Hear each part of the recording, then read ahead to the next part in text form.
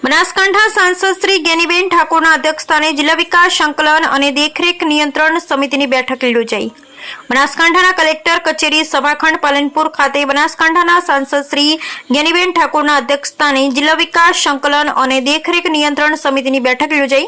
આ બેઠકમાં દિશા બેઠકના અધ્યક્ષ અને સાંસદ શ્રી જ્ઞાનીબેન ઠાકોરને જણાવ્યું હતું કે કેન્દ્ર અને ગુજરાત સરકારશ્રીની તમામ યોજનાઓ છેવાડાના વ્યક્તિઓ સુધી પહોંચે, લાભાર્થીઓને ઘર આંગણે જ વિવિધ સેવાઓનો લાભ મળે તથા વિશેષ ગ્રામ્ય કક્ષાએ વિવિધ વિકાસના કાર્યો થાય તે જરૂરી છે। આ દિશા બેઠકમાં મનરેગા, નલ સે જલ યોજના, પ્રધાનમંત્રી આવાસ યોજનાના લાભ મળવાપાત્ર લાભાર્થી કોઈ લાભથી વંચિત ન રહે તથા લાભાર્થીઓને સમયસર નાણાં ચૂકવાય તે અંગે સૂચન કર્યા હતા।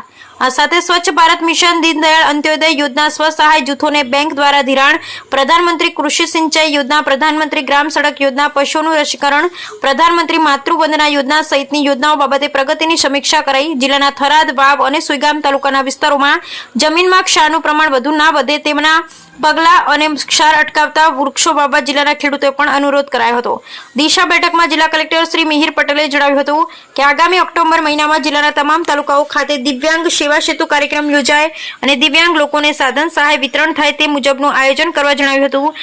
રિન્યુઅલ એનર્જી અંતર્ગત લોકલ કારીગરોને ટ્રેનિંગ આપવા પણ જિલ્લા કલેક્ટર શ્રીએ ભાર મૂક્યો હતો। આ બેઠકમાં જિલ્લા વિકાસ અધિકારી શ્રી એમ.જે. દવે સહિત સંબંધિત વિભાગના અધિકારીઓ અને કર્મચારીઓ ઉપસ્થિત રહ્યા હતા। Bureau report Ramjibhai Raigor, Kankrej, Banaskantha.